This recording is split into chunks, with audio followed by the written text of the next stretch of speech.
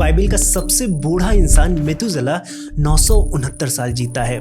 और बाइबिल से अगर आप कुछ हजार साल पहले जाएं सुमेरिया में, तो बताया जाता है कि वहां के राजा हजारों साल का शासन करते थे। जैसे पहले सुमेरियन राजा एलोलिम का जो शासन था वो 28,800 वर्षों का था। और ये हजार, लाखों और करोड़ों में चले जाते हैं जब आप भारतीय परंपरा की बात करते हैं। अगर आप राजा भरत को देखें, जिनके नाम पर हमारे देश का नाम भारत पड़ा, भागवत पुराण में बताया गया है कि राजा भरत का जो शासन काल था वो 1 करोड़ वर्ष का था। और अगर हम ये मान भी ले कि ये सब माइथोलॉजिकल दावे हैं, तो प्रश्न उठता है कि दुनिया की सभी सभ्यताएं इंसान की आयु को लेकर इस तरह के माइथोलॉजिकल दावे कर ही क्यों रही थीं? या वास्तव में इन दावों के पीछे कोई लॉजिक, कोई रीजनिंग या फिर साइंस है? तो साथियों, आज की क्वेस्ट में हम इंसानों के हजारों वर्षों के जीने के इस दावे की प्राचीन ग्रंथों और मॉडर्न जेनेटिक्स दोनों की मदद से हाइपर पड़ताल करेंगे और देखेंगे कि इस क्वेस्ट का अंजाम क्या होता है।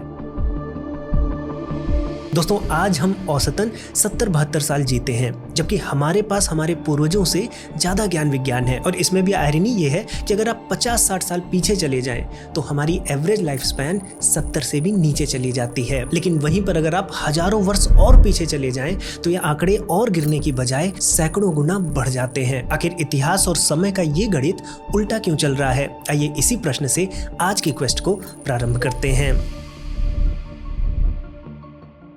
दोस्तों, बाइबल के अनुसार ह्यूमैनिटी एडम से शुरू होती है और द ग्रेट फ्लड के आते आते, जिसमें पूरी ह्यूमैनिटी समाप्त हो जाती है, नोहा तक पहुंचती है। यानी ग्रेट फ्लड के पहले 10 पूर्वजों की बात होती है। और अगर आप देखें तो इन 10 पूर्वजों की जो उम्र है वो कहीं ना कहीं 700 से लेकर 1000 साल के बीच में है। और इन्हीं में से मेथुसेलह, जो सबसे ज्यादा जीवन जीते हैं, वो ग्रेट फ्लड में मारे जाते हैं। और ये ग्रेट फ्लड एडम के जन्म से 1656 साल बाद आती है। अब यहाँ पर इंटरेस्टिंग ये है कि अगर आप ग्रेट फ्लड के बाद के पूर्वजों को देखें तो उनकी लाइफ स्पैन लगातार घटकर नॉर्मल हो जाती है। अब बाइबल का एक और वर्जन है सेप्टुअजिंट, जिसे इजिप्ट में ज्यूस लोगों ने ग्रीक लैंग्वेज में ट्रांसलेट करके बनाया था। अब अगर आप इस वर्जन को देखें तो यहाँ पर जो बाढ़ है वो 1656 साल बाद नहीं, बल्कि 2242 साल बाद आती है। अब ऐसा क्यों हुआ? क्यों इस टाइमलाइन को लंबा किया गया? अब इसके पक्के जवाब तो नहीं है, लेकिन बहुत ढेर सारे विद्वान ये मानते हैं कि उस समय इजिप्ट और बेबीलोनिया ये अपने इतिहास को पुराना बताते थे। तो हो सकता है कि जिन लोगों ने इस वर्जन को प्रोड्यूस किया वो अपने आप को उतना ही पुराना बताना चाहते हों। लेकिन यहाँ पर एक इंटरेस्टिंग चीज घटती है। इस एडजस्टमेंट के चक्कर में मेथुसेलह की जो स्टोरी है वो बिगड़ जाती है। सेप्टुअजिंट में मेथुसेलह बाढ़ के 14 साल बाद मरते हैं, जो कि इम्पॉसिबल है क्योंकि उस बाढ़ में पूरी ह्यूमैनिटी मर गई थी और नोहा की बोट पर मेथुसेलह थे ही नहीं। और अब आप बाइबल का एक तीसरा वर्जन देखिए। ये वर्जन है समैरिटन्स पेंटाट्यूक। समैरिटन्स एक कम्युनिटी थी जो बाइबल की पहली 5 किताबों को मानती थी।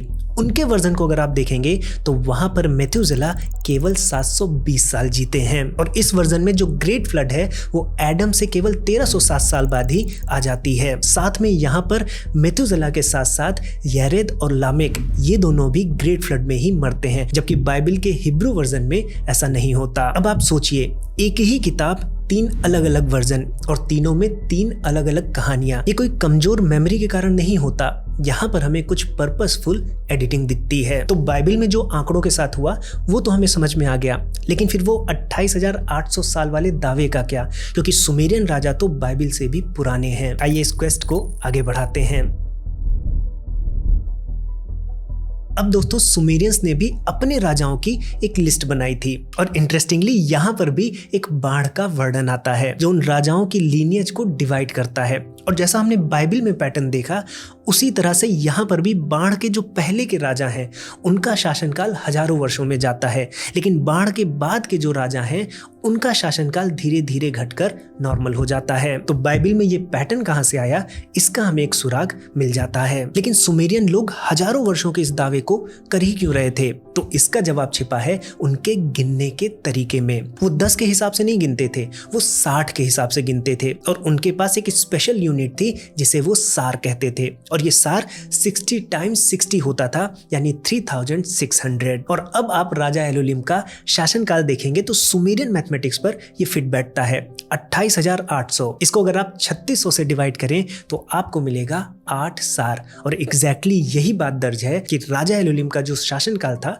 वो 8 सार का था। यानी उनकी लिस्ट में जो यूनिट है वो सार है, और अगर हम उसको अपने डेसिमल सिस्टम में लाएंगे तो नंबर्स बहुत बड़े हो जाते हैं। और इसके साथ साथ इस लिस्ट में एक और रहस्य छुपा है। 1939 में टॉर्किल्ड याकोब्सन नाम के एक स्कॉलर ने जब इस लिस्ट पर रिसर्च किया तो दिखा कि इसमें एक ग्रामेटिकल एरर भी है। लेकिन ये ग्रामेटिकल एरर बाढ़ के पहले वाले हिस्से में तो है, लेकिन बाढ़ के बाद वाले हिस्से में नहीं है, जिसका सीधा सा मतलब है कि बाढ़ के पहले वाला हिस्सा मिलावटी है। शायद ये कोई पॉलिटिकल स्ट्रैटेजी थी इस बात को साबित करने के लिए कि सत्ता बहुत दिनों तक एक राजा के पास हमेशा से आती आई है। तो दोस्तों, हमने दो सभ्यताएं देखी, दो पड़ोसी सभ्यताएं और एक ही तरह के ढांचे।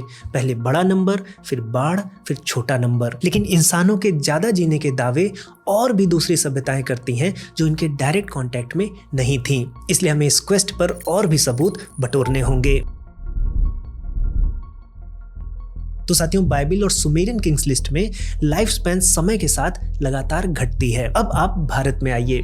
यहाँ पर आप हिंदू पौराणिक ग्रंथों में देखेंगे कि सतयुग से लेकर कलयुग तक एक युगों का कॉन्सेप्ट मिलता है, और यहाँ पर भी हर एक युग के साथ इंसान की जो उम्र है वो घटती जाती है। बस फर्क इतना है कि यहाँ रैंडमली नहीं घट रही है, बल्कि एक मैथमेटिकल पैटर्न है। वहीं पर अगर आप भारत की जैन परंपरा देखें तो यहाँ पर भी तीर्थंकरों की जो आयु है समय के साथ घटती जाती है। जैसे जो सबसे पहले भगवान ऋषभ देव थे वो 84 लाख पूर्व जीते हैं, लेकिन भगवान महावीर स्वामी जो अंतिम तीर्थंकर हैं वो केवल 72 साल जीते हैं। वहीं बौद्ध परंपरा में भी भगवान बुद्ध कहते हैं कि पहले लोग 80,000 साल जीते थे, लेकिन फिर हैबिट्स बदल गई जिससे उम्र आधी होती चली गई और आज 100 साल है। वो यहाँ तक कह देते हैं कि आगे जाकर ये केवल 10 साल रह जाएगी। और अगर आप भारत से निकलकर चीन में जाएं तो चीन की जो सबसे पुरानी मेडिकल बुक है वो शुरू यहीं से होती है, जहाँ पर एक सम्राट अपने वैद्य से पूछता है कि पहले तो लोग 100 साल तक जवान रहते थे, ये क्या कारण है कि आज लोग 50 में ही थक जाते हैं। तो आप देखिए कि लगभग सभी बड़ी सभ्यताओं में इंसानों की उम्र समय के साथ घटती दिखती है। लेकिन अभी भी एक ऐसी प्राचीन चीज है जो इस सिस्टम में फिट नहीं होती, वो है भारत के वेद। अगर आप ऋग्वेद को देखें जो कि भारत का सबसे पुराना ग्रंथ है, तो उसमें मनुष्य के जीवन का जो आंकड़ा मिलता है वो सटीक 100 मिलता है। वहां कहा गया है कि जीवेम शरदः शतम, यानी प्रार्थना की गई है कि मनुष्य अपने जीवन में 100 ऑटम्स देखे, यानी 100 साल जिए। तो यहाँ पर एक बात नोट कीजिए, वेद ही नहीं भगवान बुद्ध भी आज की उम्र 100 साल बता रहे हैं। वहीं पर अगर हम महावीर जैन जी की बात करें तो भी 100 के अराउंड है, और वहीं पर चाइनीज मेडिकल बुक भी 100 का ही आंकड़ा लेती है। तो जब आपके सामने के इंसान की बात हो रही है तो आंकड़ा 100 के ही अराउंड है। ये जो बड़े नंबर्स हैं, हजारों लाखों करोड़ों के, ये हमेशा पास्ट में रहते हैं। तो इंसान की समय के साथ ये घटती उम्र का जो पैटर्न है, ये कहीं इंसान की साइकोलॉजिकल मजबूरी तो नहीं है। आइए इस क्वेस्ट पर आगे बढ़ते हैं। दोस्तों, एक प्रयोग करते हैं।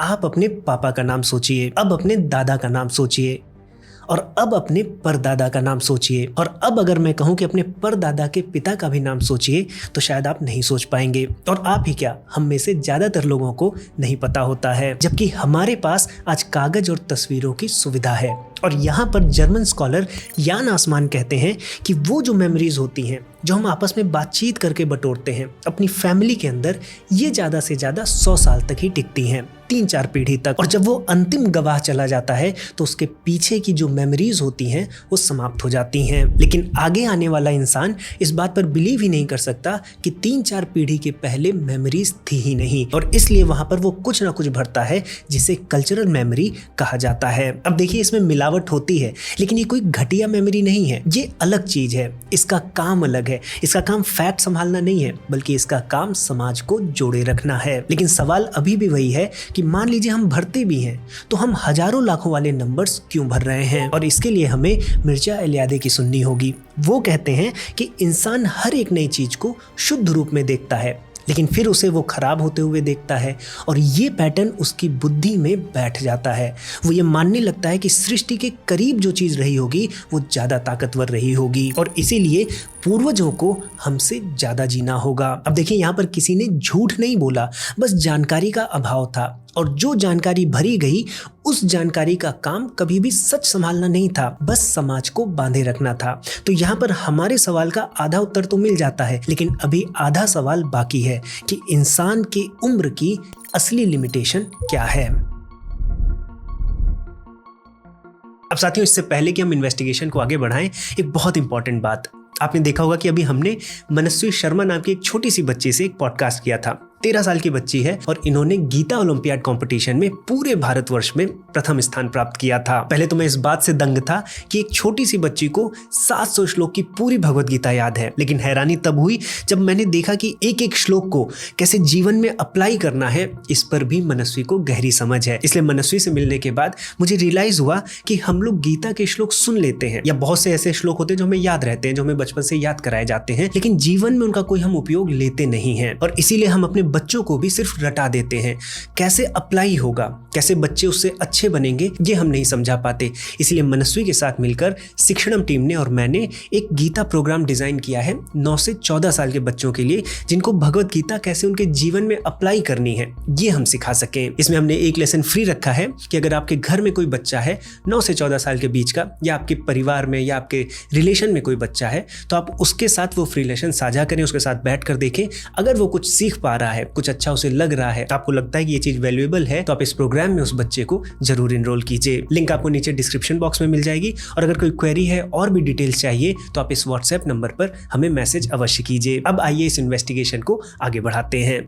दोस्तों, अब तक प्रमाणित सबसे लंबी इंसानी उम्र 122 साल है, और ये रिकॉर्ड फ्रांस की जीन कैलमेंट के नाम है, जो 1875 में पैदा हुई थी और 1997 में उनका निधन हो गया। अब अगर हम ह्यूमंस की एजिंग पर मॉडर्न साइंस को देखें, जेनेटिक्स के अनुसार हमारे डीएनए पर एक केमिकल सिग्नेचर लगा होता है, और ये सिग्नेचर हमारी उम्र के साथ एक तय तरीके से बदलता रहता है। यानी अगर आप किसी सेल में डीएनए के सिग्नेचर की स्टडी कर लें, तो उस सेल की जो लगभग उम्र है वो आपको पता चल जाएगी। और इसमें इससे भी कमाल की बात यह है कि जब लैब में एक बूढ़ी सेल को उसकी इनिशियल स्टेट में ले जाया गया, तो ये जो डीएनए क्लॉक थी वो भी 0 पर चली जाती है। अब ये लैब के अंदर तो कर दिया गया, लेकिन क्या ये मनुष्य के शरीर के अंदर किया जा सकता है? और इसी को चेक करने के लिए 2016 में चूहों पर एक प्रयोग किया गया। देखिए, डीएनए में 4 जीन्स ऐसे होते हैं, अगर उनको एक्टिवेट कर दिया जाए तो कोई भी सेल अपनी इनिशियल स्टेट में चली जाती है। अब पहले अटेम्प्ट में बीमार चूहों के इन 4 जीन्स को लगातार एक्टिवेट किया गया, लेकिन यहाँ पर 4 दिन के भीतर ट्यूमर बनने के कारण वो सारे चूहे मारे गए। फिर दूसरा अटेम्प्ट लिया गया, इस बार 2 दिन तक जीन्स को एक्टिवेट रखा गया और 5 दिन तक डीएक्टिवेट रखा गया। उसके बाद 35 साइकिल्स की गई और देखा गया कि एक भी चूहा नहीं मरता है। इनफैक्ट बुढ़ापे के जो साइंस होते हैं वो रिवर्स हो जाते हैं। तो लैब में बायोलॉजिकल एज को रिवर्स करना मुमकिन हो चुका है, लेकिन चूहों में अब प्रश्न उठता है कि क्या ये टेक्नोलॉजी इंसानों पर भी काम कर सकती है? साथियों, अब हम अपनी क्वेस्ट के पीक पर हैं। अब दोस्तों, हमारे शरीर में कुछ ऐसी सेल्स पाई जाती हैं जो अपने आसपास के हेल्दी सेल्स में सूजन बढ़ाने वाले केमिकल्स छोड़ती हैं। इन्हें ज़ॉम्बी सेल्स कहा जाता है, और इन्हें खत्म करने के लिए कुछ मेडिसिन्स भी डेवलप की गई हैं, जिनका एक ट्रायल रन भी हुआ। इस टेस्टिंग में डायबिटीज से पीड़ित 9 लोगों को चुना गया जिनकी उम्र 50 से ज्यादा थी। उन पर टेस्ट रन हुआ, लेकिन रिजल्ट्स बहुत अच्छे नहीं थे। हाँ, ये ज़ॉम्बी सेल्स थोड़ा घटती हैं, लेकिन इसके बाद कुछ भी पॉजिटिव नापा नहीं जा सका। सिमिलरली एक और एक्सपेरिमेंट हुआ, इसमें रेपामाइसिन नाम की दवा का ह्यूमन ट्रायल किया गया। ये जो दवा है ये चूहों में उम्र बढ़ाती है, लेकिन इंसानों पर कोई सिग्निफिकेंट रिजल्ट नहीं मिला। तो टिल डेट आज तक कोई भी ऐसा एक्सपेरिमेंट नहीं किया जा सका है जो किसी भी इंसान की उम्र में 1 महीना भी बढ़ा सकता हो। और यहाँ पर हमें एक हाइपर क्वेश्चन करना होगा कि मान लीजिए अगर हम लैब में इंसान की उम्र को बढ़ा भी सकते हैं, बुढ़ापे को रिवर्स कर सकते हैं, तो ये चीज कुदरत ने क्यों नहीं की? क्यों नहीं कुदरत ने इंसानों को ज्यादा लंबा जीने वाला शरीर दिया? अब दोस्तों, नेचर इंसान को लंबा क्यों नहीं जीने देती, इसका जवाब हमें एक छोटे से कीड़े में मिलता है। 1993 में डॉक्टर सिंथिया केनियन ने एक चीज खोजी। उन्होंने देखा कि सी एलिगेंस नाम के कीड़े में अगर DAF2 जीन को बंद कर दिया जाए तो उसकी उम्र दोगुनी हो जाती है। लेकिन असली ट्विस्ट तब आया जब कुछ वैज्ञानिकों ने इन मॉडिफाइड कीड़ों को नॉर्मल कीड़ों के साथ रखा। उन्होंने देखा कि महज 3-4 पीढ़ी के अंदर अंदर ये जो मॉडिफाइड कीड़े थे इनकी आबादी खत्म हो जाती है, क्योंकि लंबी उम्र की एक कीमत थी। वो कीमत थी बच्चे पैदा करने की क्षमता का घट जाना। यानी जो साधारण कीड़े थे वो कम जीते थे लेकिन ज्यादा बच्चे पैदा करते थे। इसीलिए कुछ पीढ़ियों के अंदर ही ये जो लंबी उम्र वाले कीड़े थे इनकी संख्या इतनी घटती गई कि ये बचे ही नहीं। और यहाँ पर एक और चीज समझिए, नेचर में ज्यादातर जानवरों को बुढ़ापा नसीब ही नहीं होता है। या तो पहले ही उन्हें कोई खा लेता है या वो भूख से मर जाते हैं या किसी बीमारी से। तो अगर नेचर में 2 जीन्स हैं, एक जीन लंबी उम्र देता है और एक जीन ज्यादा बच्चे पैदा करने की क्षमता देता है, तो ज्यादा बच्चे पैदा करने वाला जीन ही आगे जाता है। तो इससे हमें पता चलता है कि नेचर ने हम इंसानों को ज्यादा लंबी आयु क्यों नहीं दी, क्योंकि उसके लिए बुढ़ापा मैटर ही नहीं करता। लेकिन यहाँ पर हम एक प्रश्न फिर भी पूछ सकते हैं कि नेचर ने ह्यूमन की मैक्सिमम आयु कितनी तय की है। चलिए इस क्वेस्ट को इसके अंजाम तक पहुंचाते हैं। दोस्तों, ह्यूमन लाइफ स्पैन की असली लिमिट क्या है? अगर इस सवाल को लेकर आप वैज्ञानिकों के पास जाएंगे तो आपको जवाब नहीं, एक लड़ाई मिलेगी। देखिए, हर साल आपके मरने की कुछ संभावना होती है और ये उम्र के साथ बढ़ती जाती है। जैसे 70 साल पर 2% संभावना है, 90 साल पर 16% हो जाती है, 100 साल पर 35%, और जब आप 105 साल के होते हैं तो आपके मरने की संभावना 50% होती है। लेकिन फिर प्रश्न उठता है 105 के बाद क्या? क्योंकि अगर ये संभावना बढ़ती जा रही है तो कहीं ना कहीं जाकर हमको 100% मौत की संभावना मिलेगी और वही हमारी ह्यूमन लाइफ स्पैन की लिमिट हो जाएगी। और यहीं पर बहुत ढेर सारे मतभेद हैं। एक वैज्ञानिक पक्ष कहता है कि 115 वो लिमिट है, क्योंकि 90s के बाद से ये रिकॉर्ड हिला ही नहीं है, जबकि जो औसत उम्र है वो बढ़ती जा रही है। वहीं पर जो दूसरा वैज्ञानिक पक्ष है वो कहता है कि कोई लिमिट है ही नहीं, क्योंकि 105 के बाद जो मरने की संभावना है वो 50% पर कांस्टेंट हो जाती है। यानी 105 के बाद हर साल आपके मरने की संभावना 50-50 होती है। और यहीं पर एक तीसरा पक्ष है, वो ये कहता है कि 105 के बाद ये जो 50-50 मरने की संभावना है इस पर हम भरोसा नहीं कर सकते, क्योंकि जिन डेटा सेट से ये थ्योरी निकलती है, अगर उस डेटा सेट में 10,000 लोगों में से केवल एक अपनी बर्थ डेट या डेथ डेट में एरर कर दे या गलत रिकॉर्ड हो जाए तो 105 के बाद ये 50-50 वाली संभावना ही निकल कर आती है। और अगर आप सच पूछे तो ये एरर्स बहुत कॉमन है। अगर आप सरकारी रिकॉर्ड्स को चेक करेंगे तो जो लोग ये दावा करते हैं कि वो 110 साल से ज्यादा जिए, उसमें से 65% दावे झूठ होते हैं, और वहीं 115 साल वाले दावों में 98% झूठे निकलते हैं। तो किसी की उम्र चाहे शिलालेख पर लिखी हो या किसी कंप्यूटर के अंदर दर्ज हो, लेकिन अगर मामला 100 के पार का है तो उस पर भरोसा करना डिफिकल्ट हो जाता है। तो इस पूरी पड़ताल के बाद हमें हमारे पूर्वजों के हजारों साल जीने का कोई जादू नहीं मिलता, लेकिन ये जरूर पता चलता है कि जहां तक ह्यूमन मेमोरी जाती है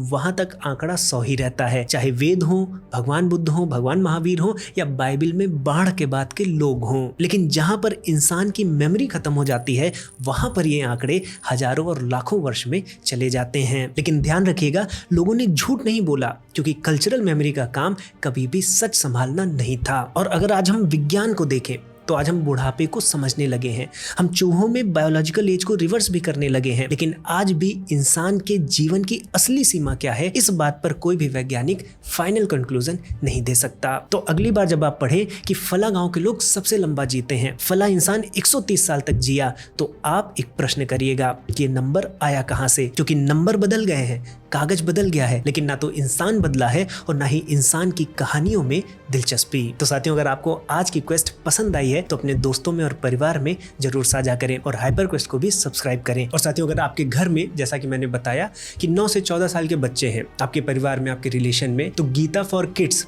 हमारे शिक्षण प्लेटफॉर्म पर एक प्रोग्राम है जहां 9 से 14 साल के बच्चों को मनस्वी भगवद गीता सिखाती है, कैसे अप्लाई करना है, कैसे भगवद गीता के साथ आगे बढ़ना है और अपने जीवन में कैसे अच्छा करना है। तो मैं आग्रह करूंगा कि इस प्रोग्राम में आप अपने बच्चों को अवश्य एनरोल कीजिए। लिंक आपको नीचे डिस्क्रिप्शन में मिल जाएगी। और अगर कोई क्वेरी है, कोई डिटेल जानना है तो इस व्हाट्सएप नंबर पर हमें जरूर मैसेज कीजिए। और अगर आपके मन में भी कोई क्वेश्चन है जिसे आप हमारी अगली वीडियो में एक क्वेस्ट बनाना चाहते हैं तो हमें जरूर लिखें। अब साथियों, आज की क्वेस्ट को हम यहीं पर समाप्त करते हैं। अब मैं मिलूंगा आपको एक नई क्वेस्ट में नए क्वेश्चन के साथ।